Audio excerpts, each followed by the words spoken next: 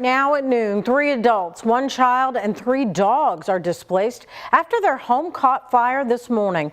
It happened at 5 o'clock on the corner of Alford Avenue in the Shawnee neighborhood. Crews arrived on that scene and found the home fully engulfed in flames. It took 25 firefighters about 15 minutes to gain control of that fire. 1 person was transferred to a local hospital with non-life-threatening injuries.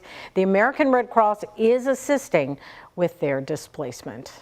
Well, an employee was killed at UPS Worldport after he was hit by a truck. It happened yesterday afternoon around 4:30.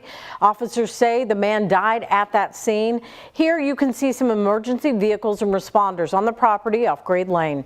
The Louisville Fire Department told us that crews responded for an extrication involving a semi. The man's death is being called an accident by Metro Police. In a statement, UPS says they are deeply saddened by the passing of an employee today at Worldport. Again, that was yesterday. Our thoughts are with their family. Right now, a judge is hearing a lawsuit filed by a Nelson County resident against the Board of Education. Now, the suit claims the school board abandoned the district's original facility plan to consolidate middle and high schools.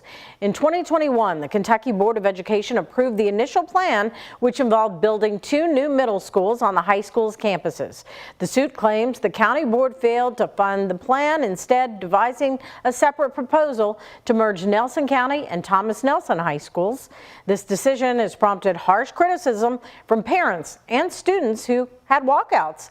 Now, we've got a crew there and we'll bring you the latest updates tonight at 4, 5, and 6 here on WHAS.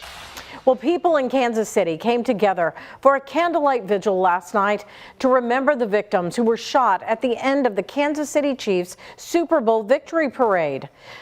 Police say that 1 person was killed, local radio DJ Lisa Lopez Galvan. 22 others were hurt. Half of them are under the age of 16. ABC's Morgan Norwood shares the latest details. Police are questioning 2 juvenile suspects after they say an argument ended in gun violence, sending thousands running for cover as more than 1 million people gathered to celebrate the Kansas City Chiefs Super Bowl victory. Preliminary investigative findings have shown there was no nexus to terrorism or homegrown violent extremism. 23 people were shot and at least half of them were children. 13-year-old Cash Adams hit by a stray bullet. He spoke with ABC affiliate KNBC. I got hit and I pop, and then I knew I had been hit, so I just ran. And 1 person was killed, 43-year-old Lisa Lopez Galvan.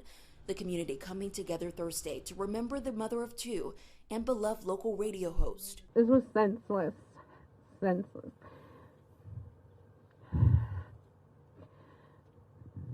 it's just so hard to understand. The shooting happened just as the Chiefs were leaving the rally stage. Several members of the team comforting fearful fans. Offensive lineman Trey Smith helping hide people in a closet. One of the things we kept saying is everyone just relax, stay calm, stay focused, we're good. Jacob Gooch Sr., his wife and 13-year-old son caught in the crossfire. They're now recovering from gunshot wounds to their feet and legs. I turned to try to start running, and I collapsed to the ground because obviously I couldn't run, had been shot through my ankle. And a police spokesperson tells ABC News that they're now working with juvenile prosecutors to determine the charges. As for the children who were injured in this, they're all expected to make a full recovery. I'm Morgan Norwood, ABC News, Kansas City. Louisville Mayor Craig Greenberg shared his reaction to the shooting, recalling his own experience with gun violence. 2 years ago, you may remember, Greenberg was shot at and grazed in his then campaign office while he was running for mayor.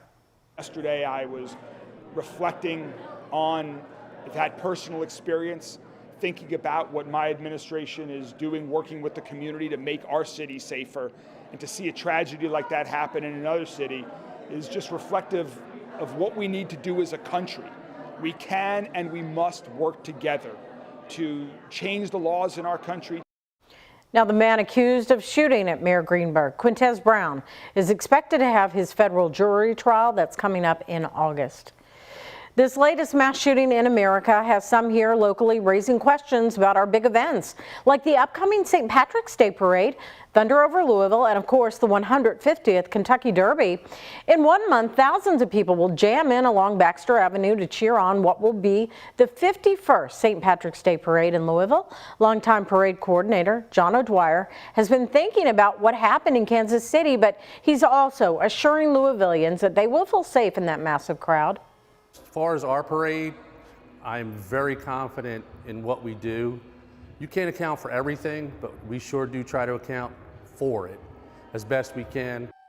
Now, he also told us 85% of the parade's budget is spent on security alone. Louisville Metro Police and Jefferson County Sheriffs assist with that safety. In a statement, the Kentucky Derby Festival said it's working with several law enforcement agencies, including LMPD, Louisville Fire and Rescue, Homeland Security, and Kentucky State Police. Well, the fight to pass gun violence prevention measures continues in Kentucky. Yesterday, lawmakers and advocates rallied in Frankfort. Lieutenant Governor Jacqueline Coleman joined gun safety groups and families of gun violence victims. The mother of Tyree Smith was one of the people at that rally. Her son was killed at a bus stop in the Russell neighborhood 3 years ago. Since then, she's been pushing for change. We got to end this. I'm so tired of every time I look at the news, I'm seeing another mother crying. I'm seeing another father out here losing their kid. If passed, the bill would let a court decide if law enforcement could temporarily take someone's guns. It was introduced last month and is still waiting to be sent to a Senate committee.